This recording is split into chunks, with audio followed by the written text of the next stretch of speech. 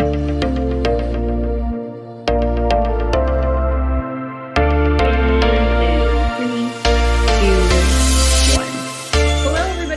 joining us again for another wonderful City Chats. I am Joyce Dooley, Senior Research Analyst here at Zpryme, and joining me today is none other than the Jen Sanders with the Dallas Innovation Alliance and the North Texas Innovation Alliance and a whole bunch of other amazing things. Jen, how are you doing today? I'm good. Thank you so much for having me. I love talking to you. Oh, it's a real treat. So we're going to be talking about like the buy-in, right? And sustainable models for success. And what does that really mean, right? Like when we talk about achieving sustainable smart city initiatives, we know that collaborators need to find unique models from stakeholder engagement to governance to funding, and the complexity of aligning wide-scale deployments with budgetary limitations and buy-in. Communities can be really hard-pressed to find models that work beyond just a few years. So today we're going to be talking about some of the successes that you've seen. But before we really dig into all of that, I think everybody would really love to hear just like what makes you so passionate about smart cities in general. Well, you'll have to kick me off my soapbox, but I think when I first became aware of smart cities, 2014-ish, when all these industries started to converge, but it really was about how are we moving cities forward? How are we creating more opportunities and more efficiencies and whatnot? I just love that aspect of one, I love puzzle piecing. And so the fact that to be successful, this has to be such an integrated kind of cross-cutting network of stakeholders that all come together and may not all be in the same room intuitively. And then you figure out how do you create this really holistic vision and using new tools to improve lives. And I just think that the sustainability as a civilization really, and allowing people to have what they need is so predicate upon this sector, which changes daily and makes it a lot of fun. Yeah, I couldn't agree more. There's definitely a lot of change that happens, whether we're talking about policies and approaches or whether we're talking about, for sure the technology, right? Because that kind of seems to change at a rapid pace that keeps you on your toes, but every day is a little bit different, which makes it even more exciting and more impactful too, when you think about the scale in which some of these solutions can be deployed and the impact that they can have. So thank you for that. One of the greatest strengths that I've seen come out of you and your organization or organizations is that you collaborate with so many different types of stakeholders. What are some of the biggest lessons learned?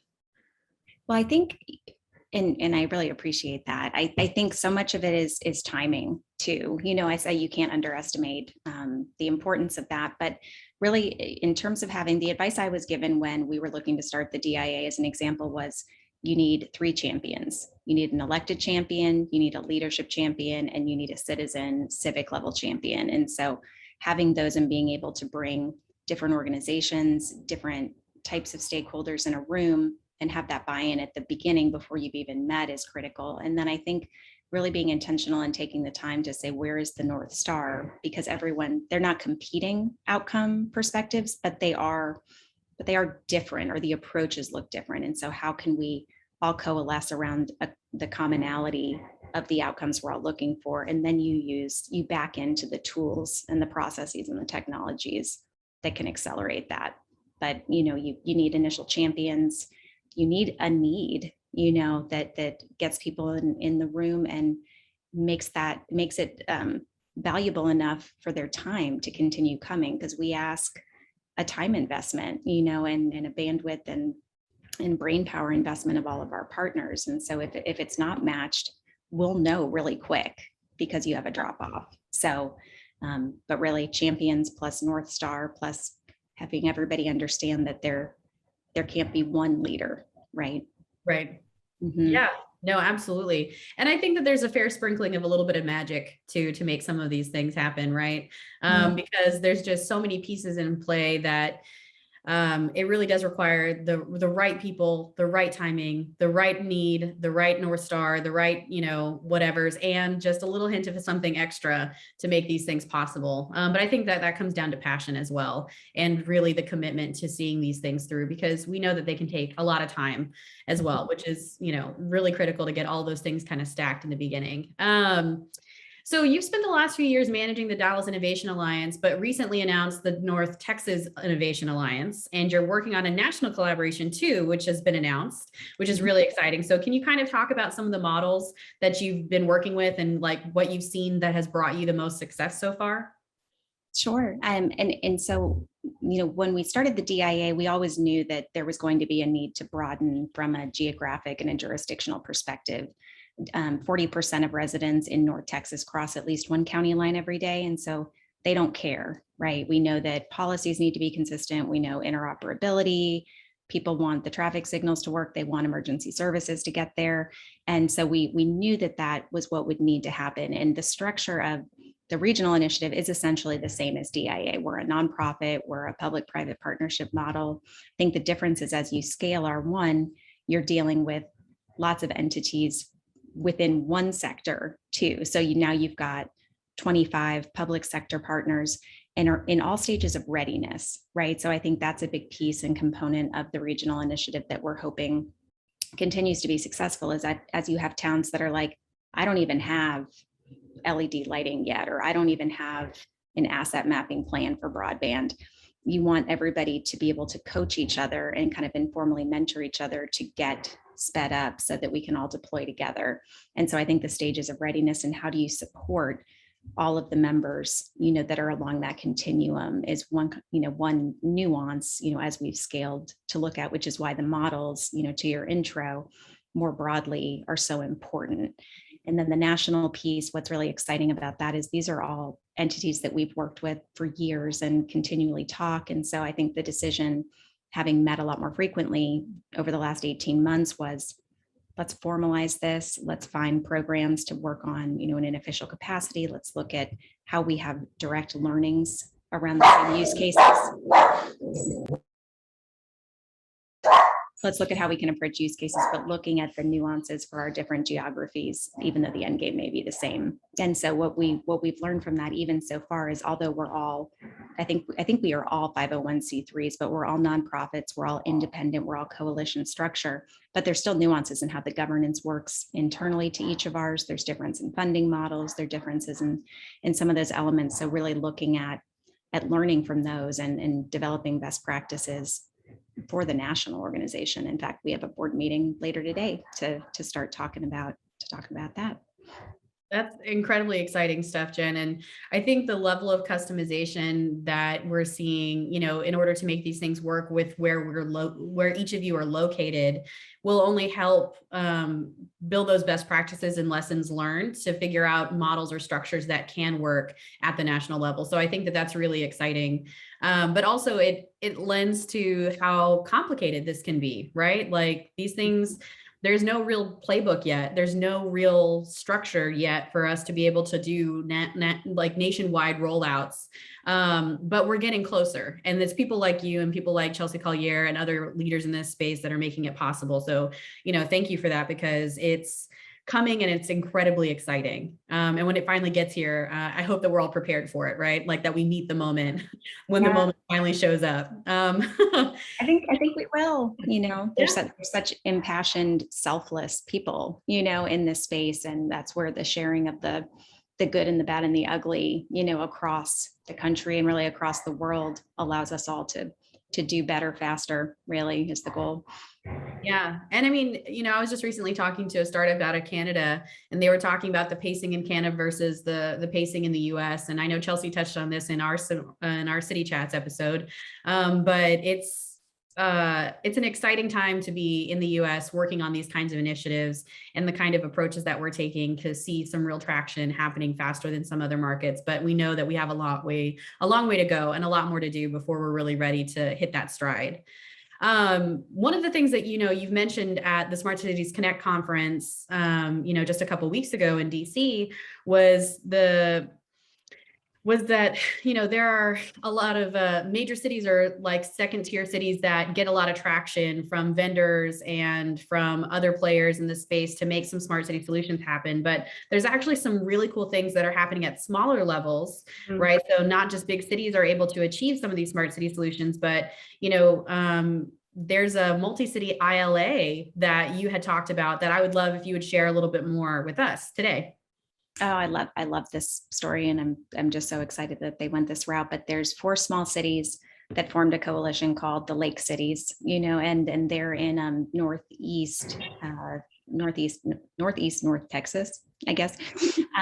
But they came together and said, we we need broadband. We are not getting as much inbound, interest perhaps as a Dallas or some of the larger cities. And so they came together and looked at economies of scale and how can they look at building an infrastructure that serves all of them in one shot. And so they put out an RFP a couple months ago for a full, broadband deployment where they've committed their ARP money and some of the rest of their CARES Act money towards this build to get it all done together. And I think there's smaller cities, but I've told them, I said, this becomes the template for any size city. And that's why it's so critical that you've taken this leadership step in creating the structure that can enable these scaled cross-jurisdictional deployments. And so I know they're evaluating the proposals right now and really excited to see where they land.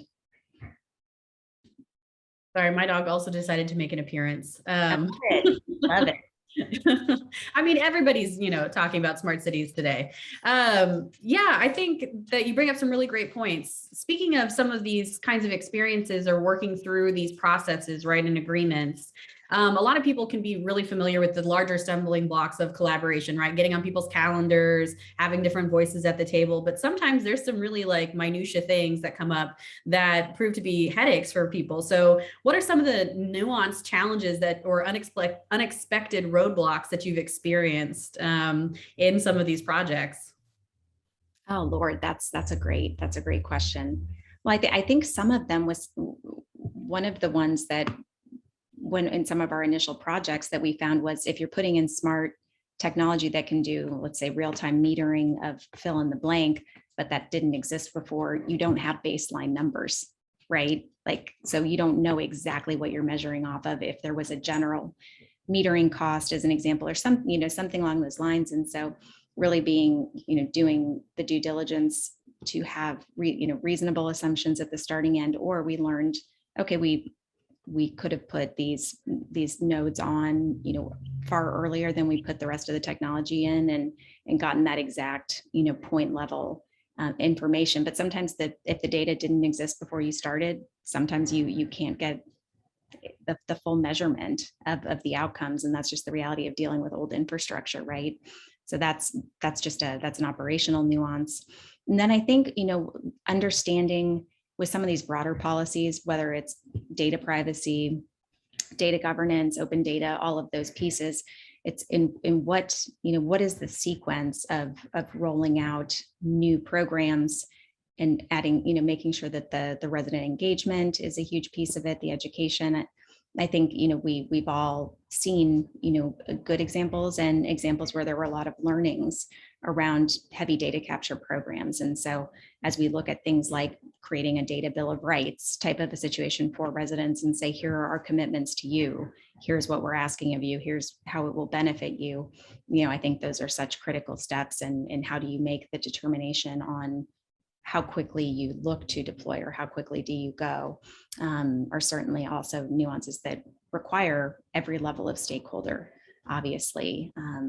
There's also, let's see, well, I mean, and there's always how do you create the budget justification that will exceed election cycles, right? So if you say, we know this will get us to here, but it's going to take 8 years, right? To commit the level of investment necessary is not always something that folks are willing to do or makes sense. And so how are you, we talk a lot about, and Chelsea talks a lot about this too, is the storytelling. How are you really be able to effectively communicate what this means for residents, what this means for the city ultimately, and not just we need to spend X million dollars on a whole bunch of stuff that you can't see every day, but it actually powers all of these other things.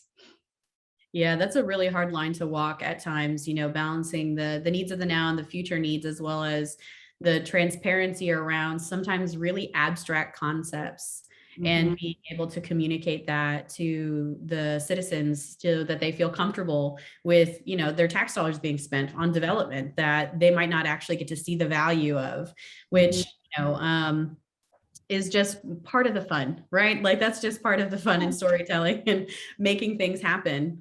One of the things that or, let's shift gears here a little bit and like, let's talk about the buy-in, right? And the importance of being all in when it comes to smart city development. You talked about having 3 champions and things like that.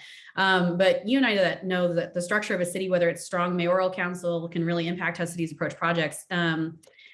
What do you think is required of a smart city champion? Like, what are some of the traits, or what are some of the things that you can speak of so people can be like, you know what, I hadn't considered myself being a smart city champion, but actually I think I have the qualifications now. What are some of the things that you've seen to make really successful champions of smart city? I think one is certainly, someone that has the understanding of the concept, right, enough to be able to understand what it means and where we're going. So if, for example, a peer called and said, okay, my ex council member, and this is outside of our area and our membership, it said, came to me and he wants to know why we're not doing flying cars, or they're wondering why we haven't done X yet. Yeah. And so having someone that understands that you have to do these 6 steps to get to here, even though here would be visually really amazing and flashy.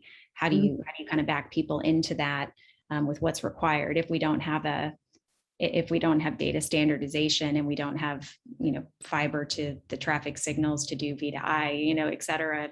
Remember, you wouldn't pass the $15 million we needed 3 years ago to do this. That's why we're 10 years behind in doing the shiny object, right? And so part of that, I think, is always the storytelling aspect. But what makes a great champion is, to your point, someone that is impassioned, somebody that's willing to say, this is the end game and this is who we are and who we want to be. So the shouting from the rooftops advocate is really important. And then there's the one that can help kind of corral within, right? And say, we are empowering you, department or staff, to take the time necessary to invest in making this happen. Because I think that's a huge piece of this too, is if there is not the empowerment, if there's the mandate without verbally saying, we support you in taking 15 hours a month that is dedicated to something that isn't happening yet, or is the preparation of it.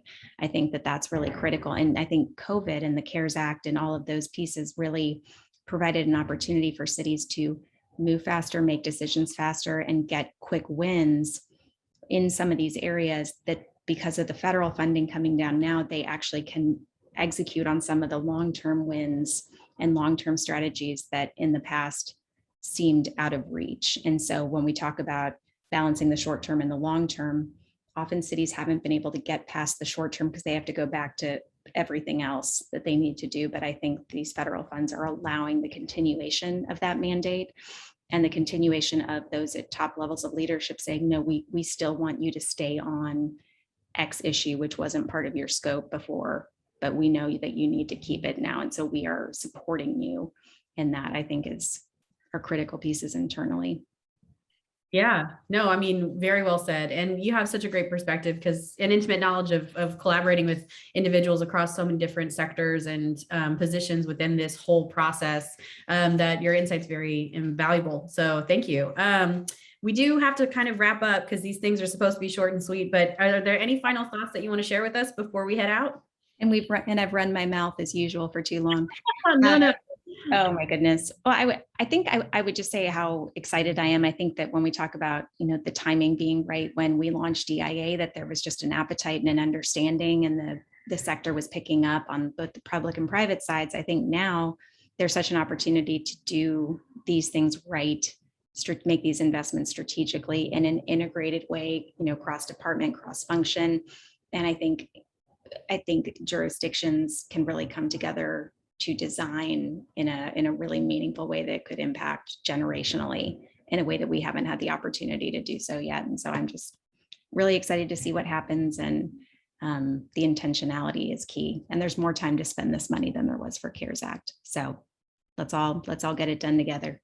Yeah, love it. Absolutely. Well, Jen, thank you so much for joining us. We really appreciate it. Guys, stay tuned for our upcoming episode, City Chats with me, Joyce Dooley. Very excited to have you here, Jen. And thank you again. Thank you so much. Talk soon.